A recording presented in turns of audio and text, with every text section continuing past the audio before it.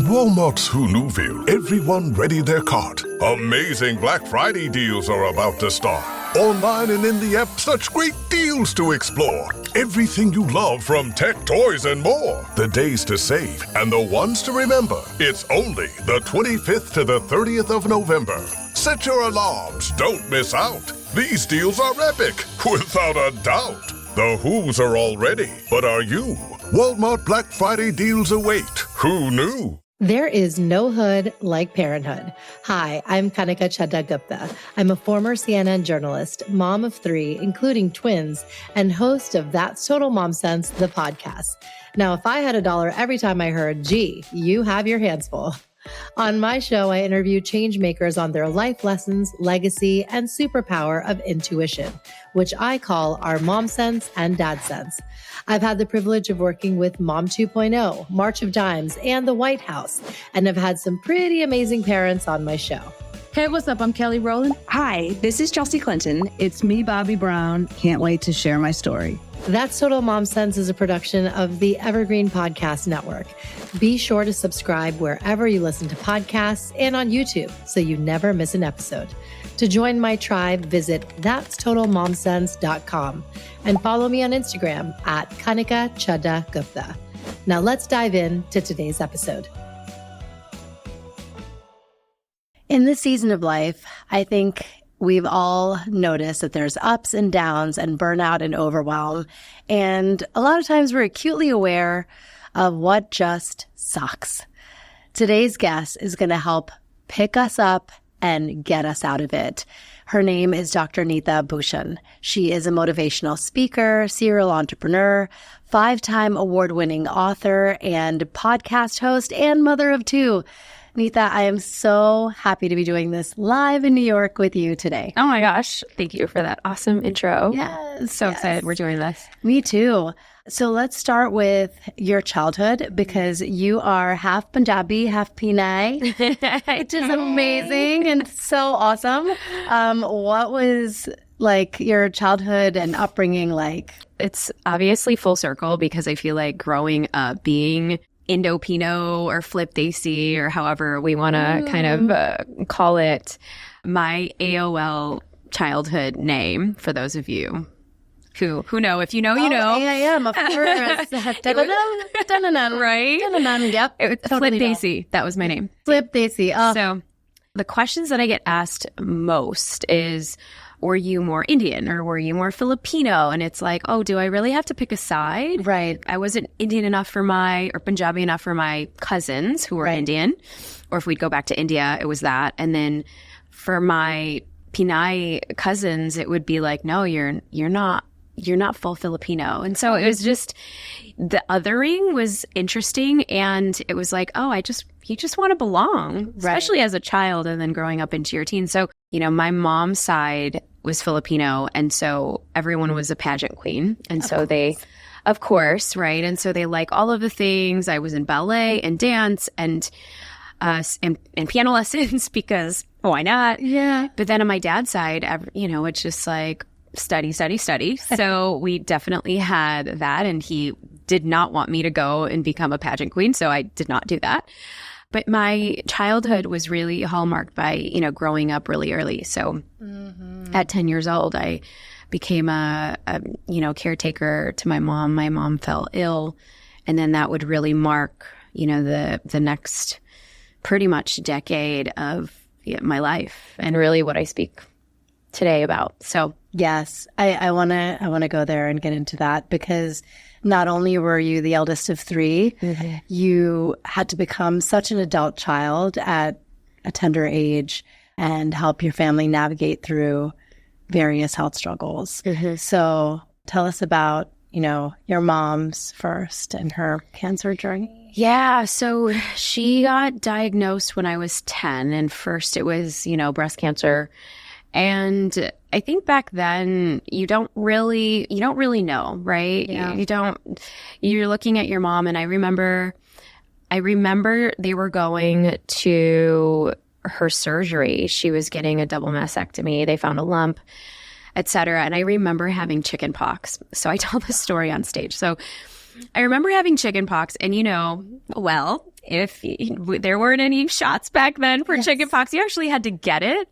And I was itching, and I mean, I just felt so alone because I was left with not my grandmother, my great-grandmother, my Filipino great-grandmother, who she could only speak in Tagalog. And, I just remember her saying, you put on the calamine, the pink calamine lotion, and I'm itching, and I'm like, where is everybody? Right. And so I feel like that day I made a meaning that, okay, I have to take care of myself. I remember my dad coming home from the hospital because they kept my mom overnight, and everyone came back home. And that was kind of the beginning of the next trajectory of the rest of my adolescence. It was that day where my dad said, okay, she has breast cancer. And that, that journey for her lasted. We were in and out of hospital settings for about 6 years until she transitioned when I was 16. So from 10 to 16, we're doing all of these things from ballet to, keeping up with the Joneses, right? They were immigrant parents, and they wanted to still provide and give us the best without making us feel that we were different just because my mom was sick. Right. And so I thought they did a really good job. And then my mom passed, and I was a junior in high school. And then a year later, my brother, he had a sudden asthma attack, and he was 16 months younger than me. Yeah. And so that would begin this kind of trajectory of loss. And for anybody listening or watching, sudden loss, there were years where I couldn't even talk about it without just completely going into a full trauma response. Mm-hmm. And because nobody really prepares you for that. And especially when it was a year after my mom died. So, for my strict Punjabi father, going through 2 losses back to back, it just set him into this very deep depressive spiral. Yes. And while, in our cultures and our communities, you have everybody showing support, but I think there was just a loss of words where many times for widows who are male, there isn't that much support. Right. Right. And so people don't really know what to say. We did kind of do the early track of talk therapy, which I think I just had Sahaj Kohli, and I know you had her on the podcast too. And so we were kind of unpacking that, because what I shared with her, and I'll share it here too, is I think growing up when you have that much trauma and loss at an early age, you're like, I don't really resonate with this white lady asking me questions, because I feel like she doesn't get it. Exactly. And the immigrant experience and kind of what our roots are, the way we deal with problems is so different. And so it's just not like, boundary setting, and it's not as easy for us. It's not as easy. And I didn't even have the words to even share.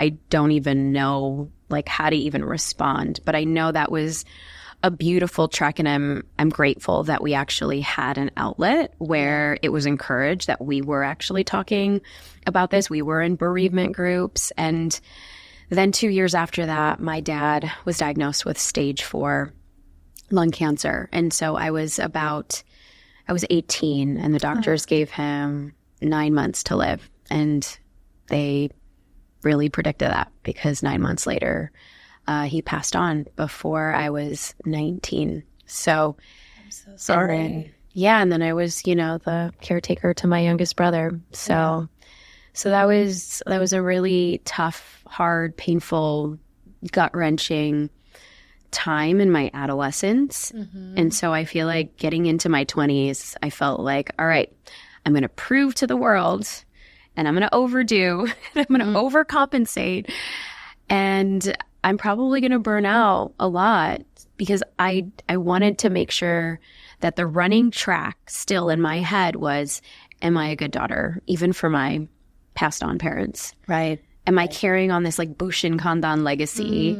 Because that's kind of what you're it's at the back of your mind all the time. Yes. Yeah. I know you are, very aware of the dates, and you can go back to, I feel like these memories are so vivid. You can go back to that time and place if you wanted. It was August 15th when your dad, you were going to dye his hair for a wedding and found out he had, an awful allergic reaction. And that's what sent you to the hospital. So it was crazy. Sudden.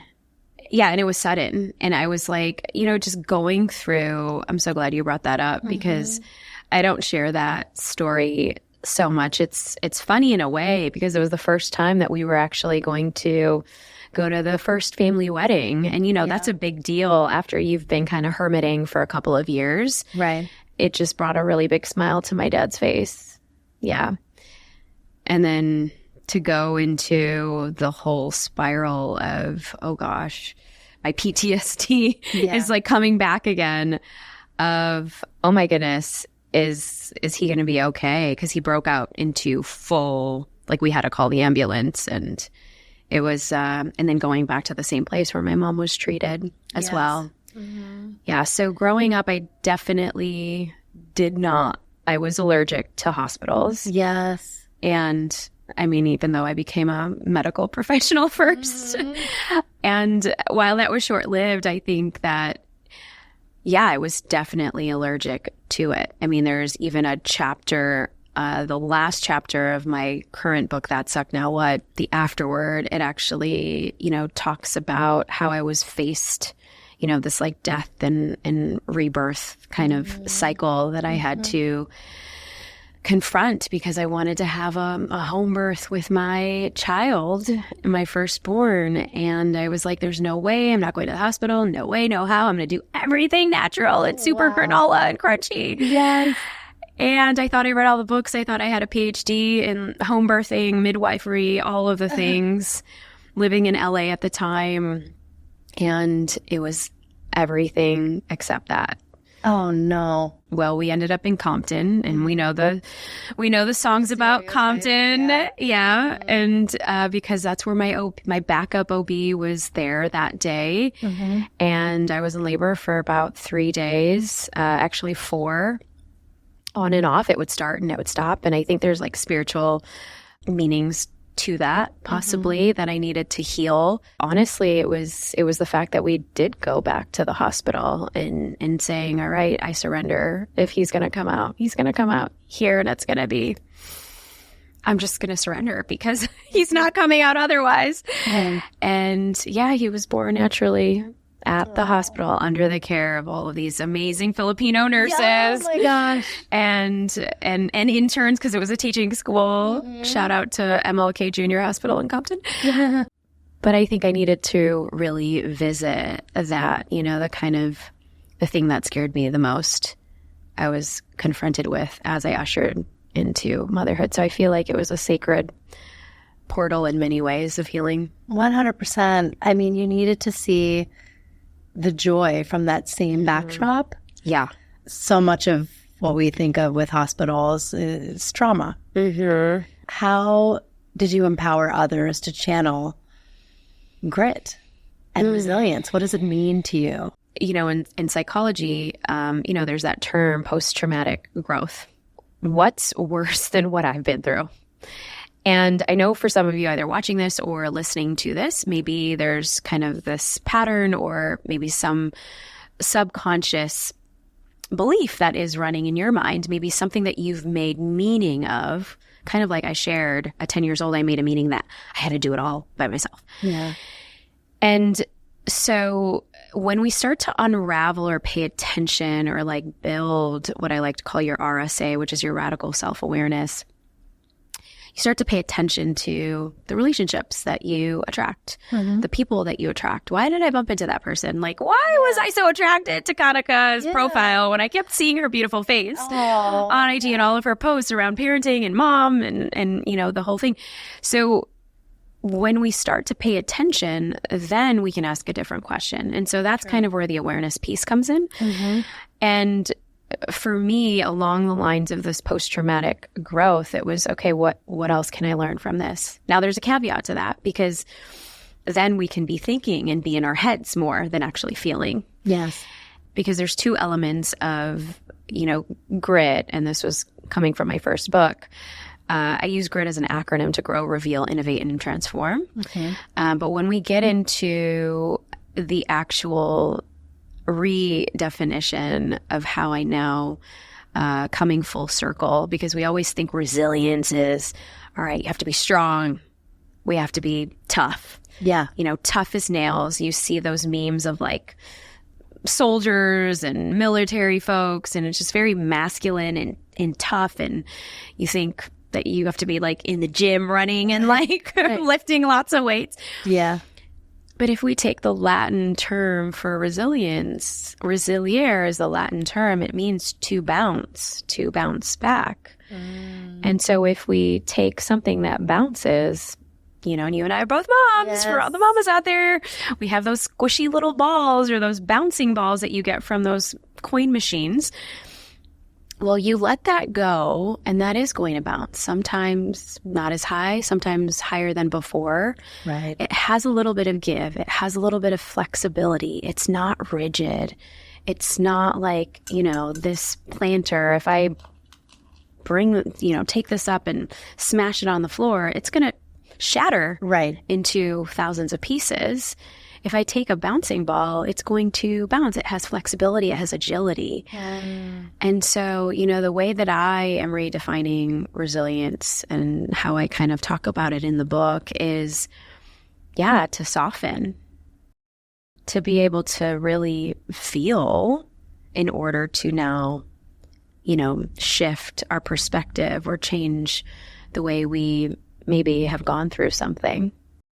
Because the other alternative is that, I read a book about meditation, or I read a book about mindfulness.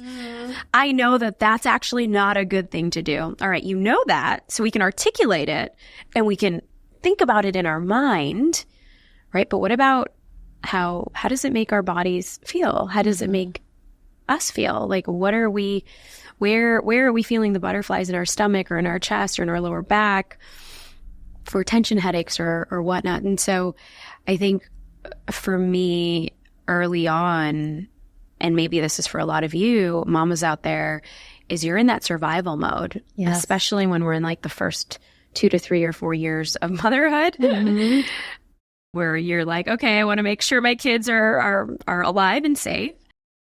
And it does a lot for our nervous system. And so to be able to come back whole to yourself and understand that resilience is kind of that way that you can soften into the joy and chaos. You know, my subtitle is How to Embrace the Joy and Chaos and Find Magic in the Mess. And so I think that's been this new reframe. That's wonderful. I love that.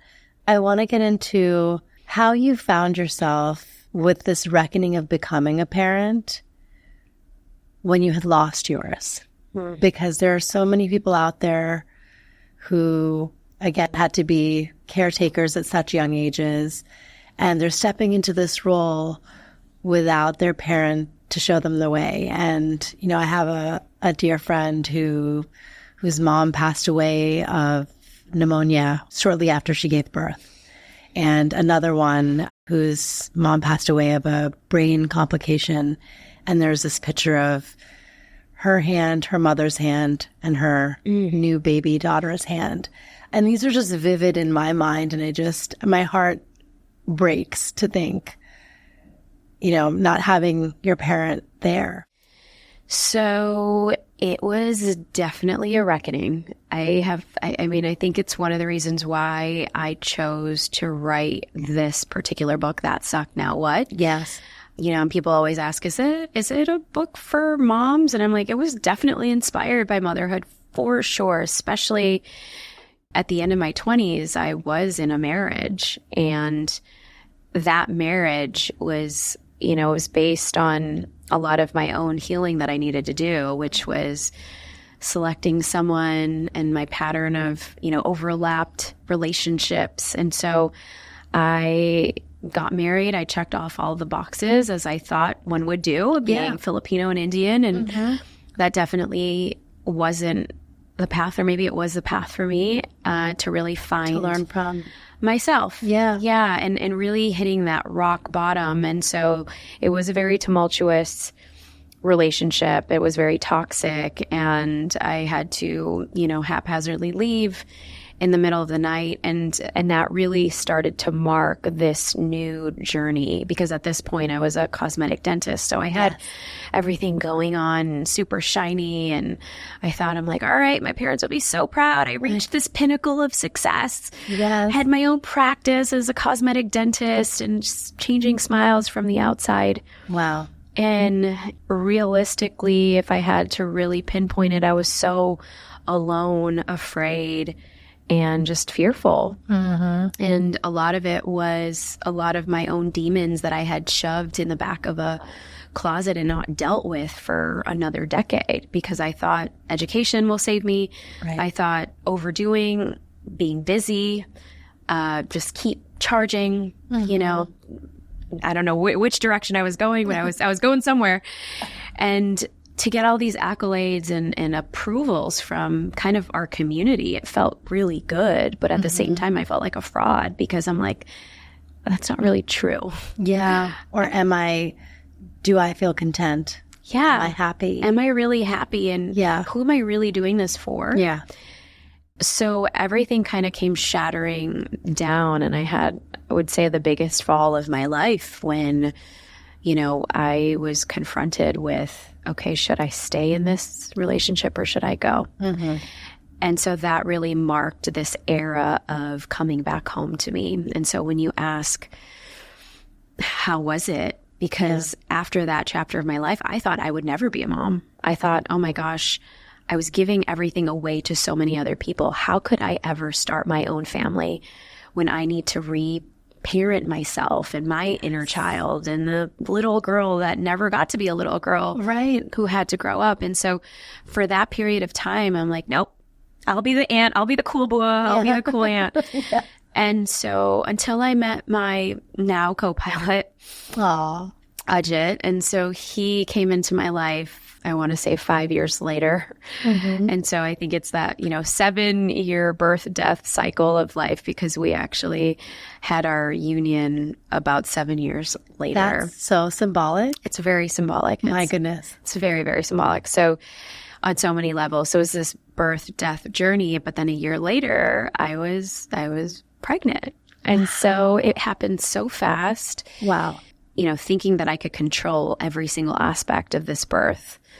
And, doing all the healthy things, staying in a beautiful part of LA around all of the wellness gurus and everybody doing these home births, making documentaries of it. We were kind of in the hub. Yeah.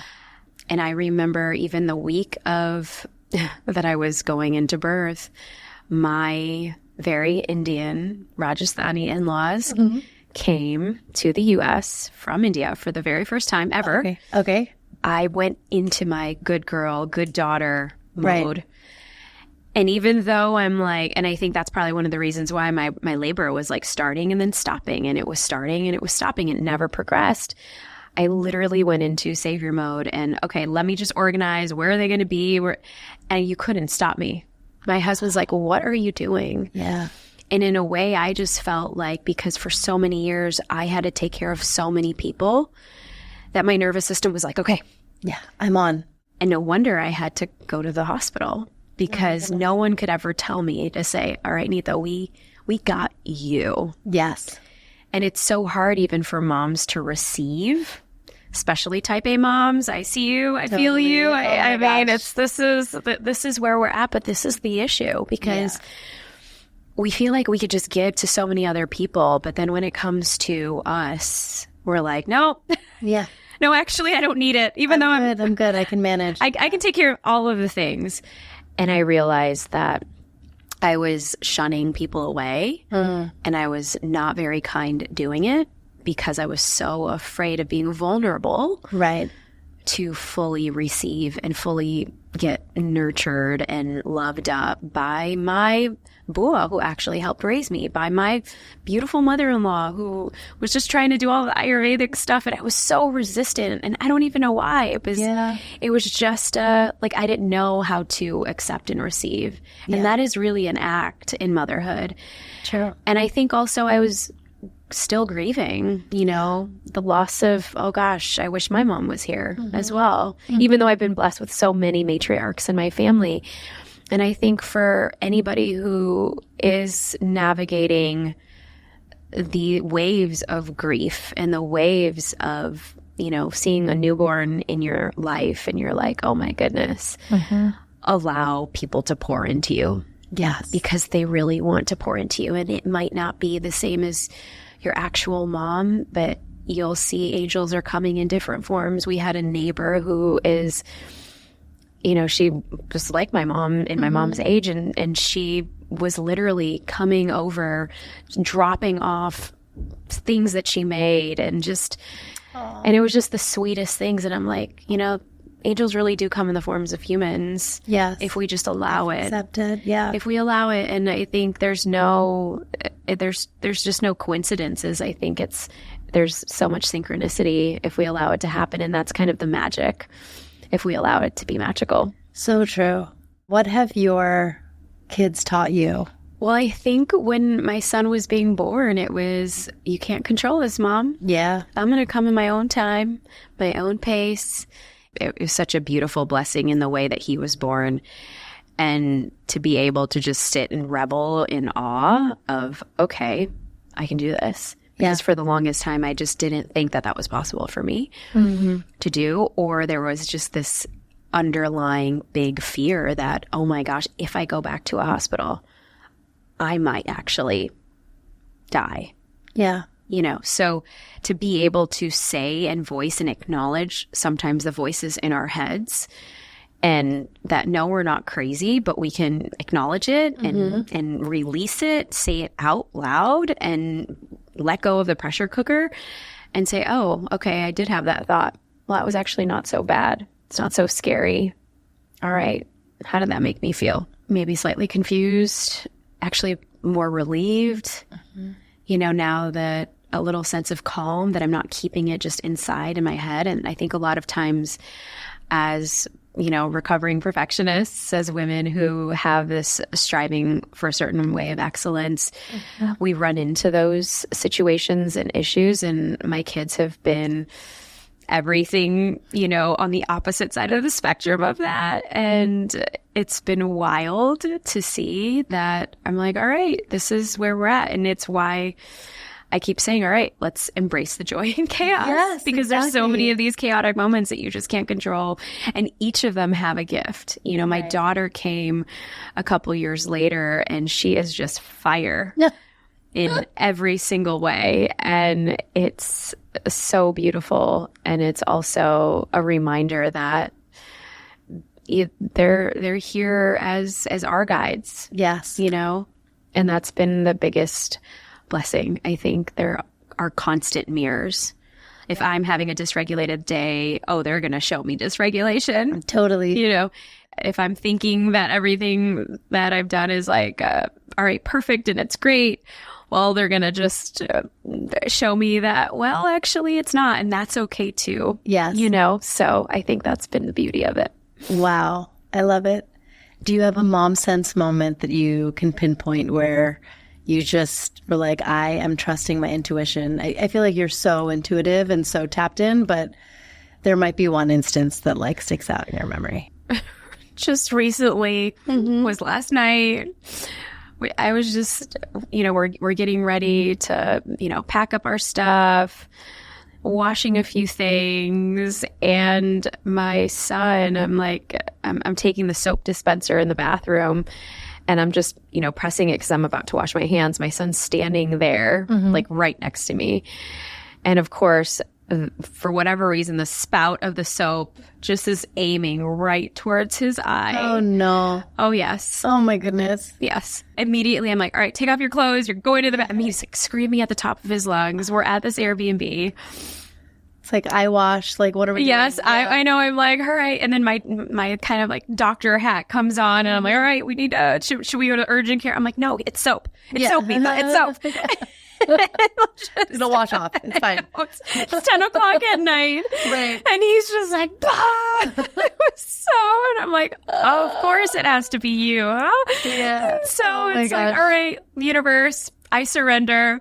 Let's get in the shower with him. Yes. But all he needed was, he just needed to breathe, right? Yeah. And of course it was going to sting. We've all had that in our eyes. And it's just reminding myself to be like, okay, all right, universe, this had to happen because we're not at home. Yeah. And we're just kind of on this vacation. And so it was a cold shower. He obviously was screaming. And of course, my daughter then gets really, she starts to cry because she's like, what's happening to me? Right. No. And but in all of those 5 minutes, it was just the cuddles. And then he like fell asleep in my arms. And that's really what it is, to be able to regulate and to acknowledge that, okay, you're going to be safe. It's okay. Yeah. But had I gotten, flustered or like, oh my gosh, what am I supposed to do? It could go real south. And then they pick up on our energy so much. And for me to just be like, okay, it is going to sting because you have soap and we're just going to scrub it squeaky clean. It's going to be squeaky clean eyeballs that you have. Yes. What is a ritual that you have? Because I feel like you're just so attuned to yourself, your surroundings, the people in your life, the universe. What's one thing that you're like, okay, audience, this helped me do this? So, I mean, for many, many years, I did have a journal practice. And I feel like that it's obviously allowed me to write my books.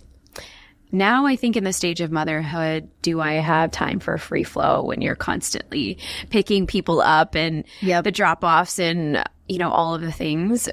However, I feel like in even the quiet moments of 1 minute or 2 minutes, now I will do voice notes. Nice. And I'll just record a voice note. Okay, here's what I'm feeling right now. I know it sounds crazy, and I'm just going to record myself. Yeah. But that's really what helped me write this latest book, because I started writing it when my daughter was literally born. That's when I sold the book to Hay House. Wow. Right when she got out of the hospital. It came so fast, and I was taking these publisher calls at the same time, and I'm like, how? And they gave me 6 months to write the book. And I'm like, how am I going to do this with a newborn and a 2-year-old? And so this book is really, it is really the culmination. Another birthing process. Yeah. Of this birthing process, like you birthing twins pretty much at the same time, my daughter, my book baby. And so I'm like, I am not going to be able to sit and write. There's absolutely no way. But that was another process of this very sacred ritual that I have that's been home for me. And maybe some of you listening to this is like, I do not have time to write. No, you don't really have to. That's what really reframed, especially being able to share your thoughts out loud. And then I got it transcribed. And then little did I know that I had, 20,000 words transcribed, which is almost, it was half of my book. Yes. And so through then voice notes. My goodness. That's a revelation right there. But one of my rituals now that I really love is my chai ritual, because I don't have time for full meditation. I don't have time for full movement some days. I will do, maybe a dance party, and we'll play. This morning it was Sher Kulgai, which is a Bollywood song. Oh my God, I'm coming. Let's do it. Let's do it. And and my kids now, they're like, all right, mama, because they love watching it. And I think that's one of the traditions and rituals that we have, because they love their Bollywood. Yeah. And so sometimes it's dance parties, but I think now it's savoring, the roots from home and in that sacred chai time. Because maybe you don't have time for a meditation. Maybe you don't have time for a full sitting at your altar, or, whatever you used to like to do, or going to a full yoga class. But maybe you have time pouring your own literal cup, whether it's coffee, tea, matcha. For me, I've been experimenting with a few things, but yeah, chai has just always been reminiscent of home. Oh, I love it. I love that that's what's lighting you up. Yeah. So you're staying tuned. Oh my goodness. Yes. That's yes. So exciting. Yes. And how do we be a part of your community? I'm sure so many members of my audience already know and love you. Oh my goodness. But those who are finding out about you through this conversation, how can we support? Yeah, so I have a institute now where we actually help people, rise from their sucky moments. And whether it's their transitioning lives, careers, wanting to begin their own healing journey, this is the institute that I created for, a earlier version of myself. And we've now certified over 1,000 people across all of our programs, whether it's healing your own past traumas, or maybe you want to, do this as a vocation. But it's called Highest Self Institute. And so we have a certification for embodiment to really be able to feel in order to heal. And you don't really need to know the backstory in order to do that, but it's great because you start to recognize parts of your nervous system, some of the things that we're carrying from our inner teen and our inner child. So we talk a lot about that and really how to step into your dharma and your purpose.